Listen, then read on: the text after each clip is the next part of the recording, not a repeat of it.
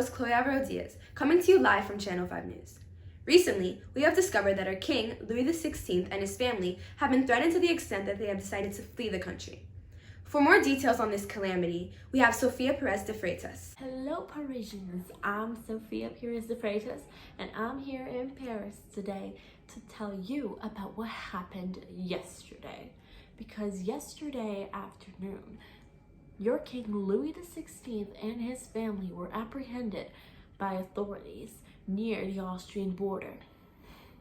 The royals were headed to the Austrian border with France, and it's said that they were trying to flee from France and the revolution and seek refuge in Austria.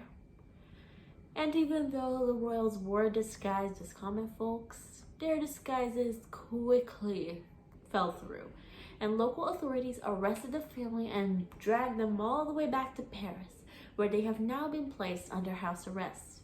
They will remain under house arrest until further notice, and we Parisians are left wondering what comes next for our revolution and what comes next for our king. Well, those answers will come. And now, back to Chloe with more news.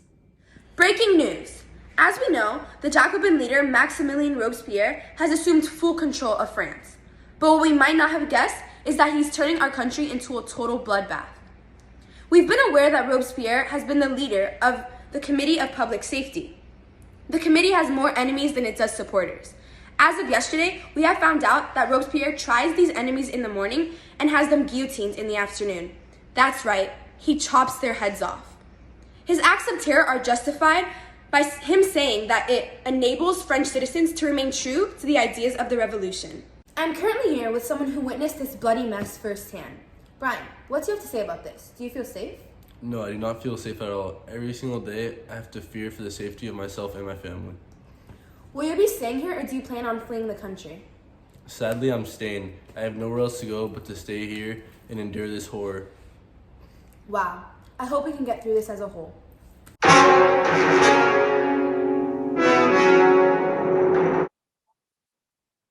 Good evening. My name is Amanda Janina and welcome to tonight's show. The National Assembly has recently adopted a new document named the Rights of Man. On the screen, you will now see the time that this document was being instituted. The National Assembly is constantly showing prejudice towards women, never allowing for there to be true equality. Their actions are truly appalling. Although others think otherwise, the revolutionary leaders actually decided to embrace this document and made their own statements stating liberty, equality, and fraternity. Now, what can this mean for every other person in the country that's not a man? Will their rights be protected, or will they only be another casualty of these horrid times? Well, writer Aline Tagouge made it her mission to proclaim the rights of women in a book she had published only 2 days ago. Unfortunately, it was just announced that she was killed by revolutionary leaders.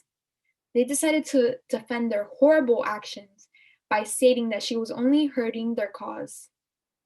Well, that's all we have for today's news. I'm Amanda, and I'll see you next time. Aren't you tired of overpriced bread?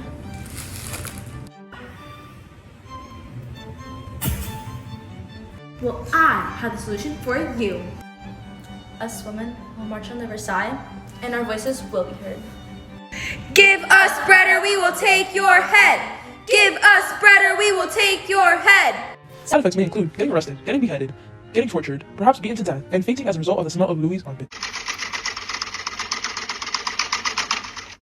Hello everyone, and welcome to this week's fashion segment. I, Monica Quiros, will be your host today.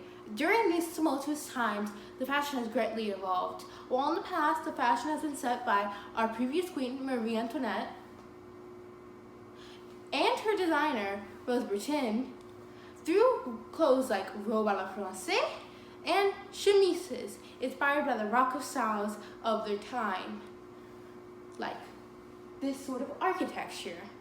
While the fashion now, during the revolution, includes neoclassical styles that have emerged as a result of the Greco-Roman Republican government that has emerged. And also, our fashion icon of the time, Emma Hamilton, also wears clothing like this. Also, as a result of the revolution, we have seen an emergence of patriotic clothing like this. And also there's some Greco-Roman inspiration you can see in the middle too also. And also in these, which are also inspired by the 1780s. That's all for now. I hope to see you next week where we cover men's fashion. Thank you very much.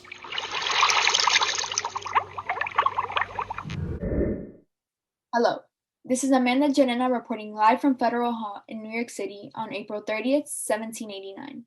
I'm here at the place where George Washington was sworn in only half an hour ago. This event will now make Washington the first president of the United States.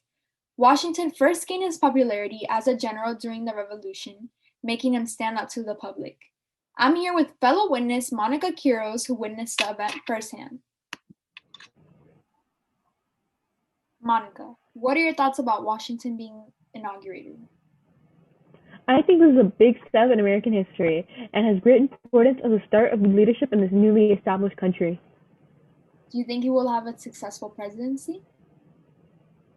Yes, I think he will. He led us to victory in the Revolution, and I believe he'll do the same with his presidency. Do you agree with the direction the nation is heading towards? Yes, this country has established a balanced system, I feel, through our government documents. But of course, there are things we need to work on as a country. Now tell me, do you prefer a monarchy or a republic? As you probably tell from my previous statements, I support the republic we have today. At first, I was iffy about if I supported the American Revolution, but over it, I have become more of a patriot in supporting the republic. Who else was present at this event?